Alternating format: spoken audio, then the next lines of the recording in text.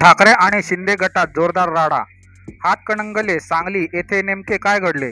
हातकणंगले सांगली येथे शिंदे आणि ठाकरे गटात जोरदार राडा झाला। धैर्यशील माने आणि सत्यजित पाटील यांच्या कार्यकर्त्यांमध्ये जोरदार बाचाबाची झाली। या बाचाबाचीचा व्हिडिओही समोर आला आहे। सांगली पोलिसांसमोर कार्यकर्ते भिडले होते। दोन गटात तुफान हाणामारी झाली होती।